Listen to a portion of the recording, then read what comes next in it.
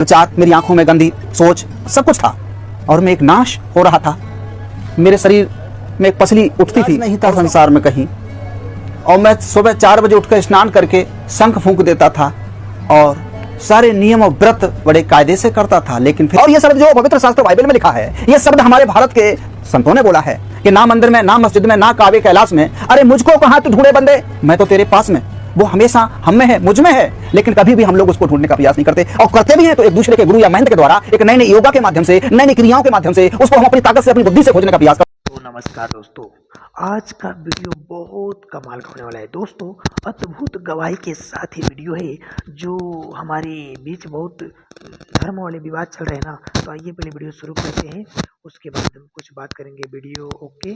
आसमां के नीचे, जमीन के ऊपर और मनुष्यों के बीच में सिर्फ एक ही प्रभु और एक ही उद्धारकर्ता, एक ही सृष्टिकर्ता और एक ही हमारा सतगुरु है, जिसका नाम है यीशु मसीह। और इस यीशु मसीह कोई अलग प्रभु नहीं है, ये कोई देशी और विदेशी प्रभु नहीं है, ये सार्वभौमिक सत्य है। तो उसने सारे संसार के लिए अपनी बाहों को फैलाया और सारे संसार के लिए अपना प्राण सूली पर बलिदान करके हर एक जन को उनके पापों से मुक्ति किया है। मैं भी इसी हालात में, इसी कैटेगरी में था। एक आम आदमी, गांजा, शराब, जुआ, व्यभिचार, मेरी आंखों में गंदी सोच, सब कुछ था और मैं एक नाश हो रहा था। मेरे शरीर में एक पसली उठती थी और उसका कोई इलाज नहीं था संसार में कहीं नहीं था। और मैं सुबह 4 बजे उठकर स्नान करके शंख फूंक देता था और सारे नियम और व्रत बड़े कायदे से करता था। लेकिन फिर भी मेरे लिए कहीं पर भी कोई राहत की नाम की चीज नहीं थी। अंततः क्या हुआ कि मैं एक दिन बहुत ही ज्यादा खून का दस्त शुरू हो गया और मैंने सोचा कि ऐसी दुनिया से क्या फायदा जीने से। मैं अपने आप में घुटन महसूस करने लगा और मैं कहने लगा कि अगर कोई दुनिया का कोई प्रभु है, एक सृष्टिकर्ता, कोई अल्लाह है, खुदा है, तो कितना बेदर्द हो गया है जो मैं ऐसी हालातों में हूँ।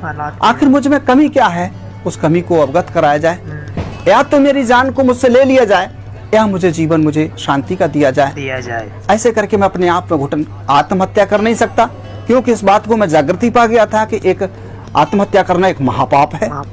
ऐसी हालातों में बड़ी मुश्किलों से मैं जब उठ के गया तो क्या देखा कि एक छोटा सा पर्चा मुझे मिला और वो पर्चा किसी व्यक्ति ने फेंक दिया था। उसमें एक नाम मिला था, यीशु नाम, और उसने कहा, उसमें लिखा था, हे सब परिश्रम करने वालों और बोझ से दबे लोगों, मेरे पास आओ, मैं तुम्हें विश्राम दूंगा।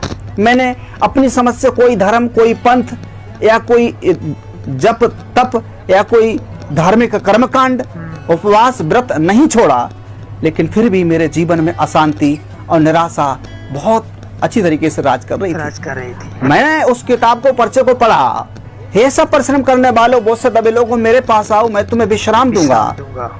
मार्ग और सच्चाई और जीवन मैं ही हूँ। जो मुझ पर विश्वास करता है, जो काम मैंने किए हैं वो काम वो भी करेगा। मैंने बहुत सी इन बातों को पढ़ा, मैंने सोचा कि ये क्या बात है, और उसमें लिखा कि मार्ग और सच्चाई और जीवन मैं ही हूँ। मैंने उस बात को पढ़ करके मैंने कहा कि चलो देखते हैं, सबको देखा है, चलो तो तुझे भी देखते हैं आखिर क्या है। तो उसमें लिखा है कि इसमें लिखी हुई प्रार्थना को आप अपने जीवन में पढ़ें और याद करें और उसको अनुसरण करें और आपको प्रभु आराम देगा, शांति देगा। मैंने उसको वहीं से आराम पढ़ा और वहीं से मेरे लिए शांति का मुझे अनुभव हुआ।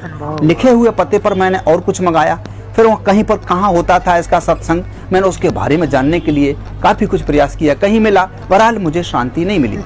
अंत में मैं बढ़ता चला गया तो प्रभु की आत्मा ने मुझे खुद ही प्रोग्रेस किया और बताया कि इस तरह से आपको आगे बढ़ना है। तो फिर मैंने इस तरह से प्रभु को 3 दिन का फास्टिंग उपवास व्रत रखा और रखने के बाद प्रभु ने मुझे अपने सामर्थ्य से, अपनी आत्मा से वो अलौकिक शक्ति और सामर्थ्य से भर दिया, जो कि मैं कभी भी स्वप्न में भी नहीं सोचा था। तो ये चीजें देखी कि वो रोग बीमारी मेरी चली गई, मेरे भव व्याधा चले गए केवल यीशु नाम से। और उसका वचन ये बताता है कि मैं अपनी शांति तुम्हें देता हूं। संसार में कोई भी व्यक्ति अपनी शांति दूसरे को नहीं दे सकता। कोई भी महापुरुष, कोई भी ऋषि मुनि, कोई भी धर्म पंथ का कोई भी सृजन करने वाला अपनी शांति दूसरे को नहीं दे सकता। केवल उस परमात्मा ईसा मसीह ने इस शब्द को बोला, मैं अपनी शांति तुम्हें देता हूं, और उसने मुझे अपनी शांति दी। मैं अपनी उसकी शांति से आज परिपूर्ण हूँ।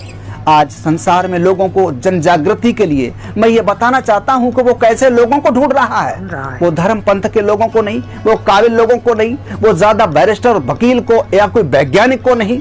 परमात्मा के पवित्र शास्त्र में ऐसे लिखा हुआ है, वो आत्मा और सच्चाई से भजन करने वालों को वो ढूंढता है। जो आत्मा और सच्चाई से जो भजन करना चाहते हैं उस परम पिता का, उस सृष्टिकर्ता का, ऐसे लोगों को वो परमेश्वर पिता और उसका पुत्र यीशु मसीह वो खोज रहा है। आज जरूरत है आत्मा और सच्चाई से भजन करने वालों की।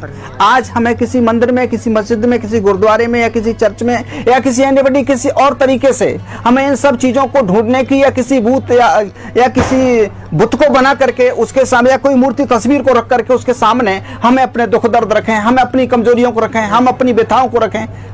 ये सब मनुष्य के निर्मित और मनुष्य की सोच के अनुसार है। उस परमपिता परमेश्वर के वचन में ऐसे लिखा है कि परमेश्वर आत्मा और सच्चाई से भजन करने वालों को ढूंढता है, और जो इस बात को समझ लेता है उसके जीवन में वो परमेश्वर का काम शुरू हो जाता है।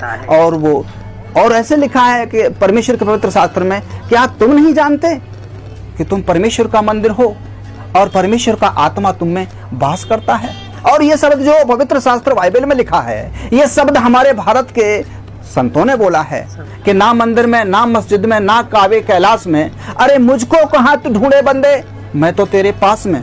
वो हमेशा हम में है, मुझ में है, लेकिन कभी भी हम लोग उसको ढूंढने का प्रयास नहीं करते, और करते भी हैं तो एक दूसरे के गुरु या महंत के द्वारा, एक नए नए योगा के माध्यम से, नए नई क्रियाओं के माध्यम से उसको हम अपनी ताकत से, अपनी बुद्धि से खोजने का प्रयास करते हैं। ये बिल्कुल नामुमकिन है, बिल्कुल असंवैधानिक है, ये ईश्वरीय विधान के अनुसार नहीं है। परमात्मा तो जगत के मूर्खों को बुला रहा है, जो न किसी काम के लायक है, दुनिया में लोगों ने उसको अलग कर दिया है, सारे संसार के लिए बुला रहा है। और वो कह रहा है, हे सब परिश्रम करने वाले बहुत से दबे लोगों, मेरे पास आओ, मैं तुम्हें विश्राम दूंगा। आज लोग नाश हो रहे हैं, आज लोग फांसी खा के मर रहे हैं, आज भूत व्याधा से जकड़े हुए लोग हैं, आज कैंसर से मर रहे हैं, हजारों बीमारियों से जकड़े हुए हैं, लेकिन परमेश्वर पिता की बाहें संसार के लिए फैली हुई हैं। वो बुला रहा है, वो कह रहा है कि मैं इसलिए आया हूं ताकि लोग नाश ना हो और जीवन पाएं, और बहुतायत से जीवन पाएं। लोगों, मैंने ये जीवन पाया है। मैं एक छोटा सा सत्संग, आसमां के नीचे, जमीन के ऊपर और मनुष्यों के बीच में सिर्फ एक ही प्रभु और एक ही उद्धारकर्ता, एक ही सृष्टिकर्ता और एक ही हमारा सतगुरु है, जिसका नाम है यीशु मसीह। और इस यीशु मसीह कोई अलग प्रभु नहीं है, ये कोई देशी और विदेशी प्रभु नहीं है, ये सार्वभौमिक सत्य है। तो उसने सारे संसार के लिए अपनी बाहों को फैलाया और सारे संसार के लिए अपना प्राण सूली पर बलिदान करके हर एक जन को उनके पापों से मुक्ति किया है। मैं भी इसी हालात में, इसी कैटेगरी में था, एक आम आदमी। गांजा, शराब, जुआ, व्यभिचार, मेरी आंखों में गंदी सोच, सब कुछ था, और मैं एक नाश हो रहा था। मेरे शरीर में एक पसली उठती थी और उसका कोई इलाज नहीं था संसार में कहीं। और मैं सुबह 4 बजे उठकर स्नान करके शंख फूंक देता था और सारे नियम और व्रत बड़े कायदे से करता था, लेकिन फिर भी मेरे लिए कहीं पर भी कोई राहत की नाम की चीज नहीं थी। अंततः क्या हुआ कि मैं एक दिन बहुत ही ज्यादा खून का दस्त शुरू हो गया और मैंने सोचा कि ऐसी दुनिया से क्या फायदा जीने से। मैं अपने आप में घुटन महसूस करने लगा और मैं कहने लगा कि अगर कोई दुनिया का कोई प्रभु है, एक सृष्टिकर्ता, कोई अल्लाह है, खुदा है, तो कितना बेदर्द हो गया है जो मैं ऐसी हालात में हूँ। आखिर मुझ में कमी क्या है, उस कमी को अवगत कराया जाए, या तो मेरी जान को मुझसे ले लिया जाए या मुझे शांति का दिया जाए। ऐसे करके मैं अपने आप में घुटन, आत्महत्या कर नहीं सकता, क्योंकि इस बात को मैं जागृति पा गया था कि एक आत्महत्या करना एक महापाप है। ऐसी हालातों में बड़ी मुश्किलों से मैं जब उठ के गया तो क्या देखा कि एक छोटा सा पर्चा मुझे मिला, और वो पर्चा किसी व्यक्ति ने फेंक दिया था। उसमें एक नाम मिला था, यीशु नाम, और उसने कहा, उसमें लिखा था, हे सब परिश्रम करने वालों और बोझ से दबे लोगों, मेरे पास आओ, मैं तुम्हें विश्राम दूंगा। मैंने अपनी समझ से कोई धर्म, कोई पंथ या कोई जप तप या कोई धार्मिक कर्मकांड, उपवास, व्रत नहीं छोड़ा, लेकिन फिर भी मेरे जीवन में अशांति और निराशा बहुत अच्छी तरीके से राज कर रही थी। मैंने उस किताब को, पर्चे को पढ़ा, हे सब परिश्रम करने वालों, बोझ से दबे लोगों, मेरे पास आओ, मैं तुम्हें विश्राम दूंगा। मार्ग और सच्चाई और जीवन मैं ही हूं। जो मुझ पर विश्वास करता है, जो काम मैंने किए हैं वो काम वो भी करेगा। मैंने बहुत सी इन बातों को पढ़ा। मैंने सोचा कि ये क्या बात है, और उसमें लिखा कि मार्ग और सच्चाई और जीवन मैं ही हूं। मैंने उस बात को पढ़ करके मैंने कहा कि चलो देखते हैं, सबको देखा है, चलो तुझे भी देखते हैं आखिर क्या है। तो उसमें लिखा है कि इसमें लिखी हुई प्रार्थना को आप अपने जीवन में पढ़ें और याद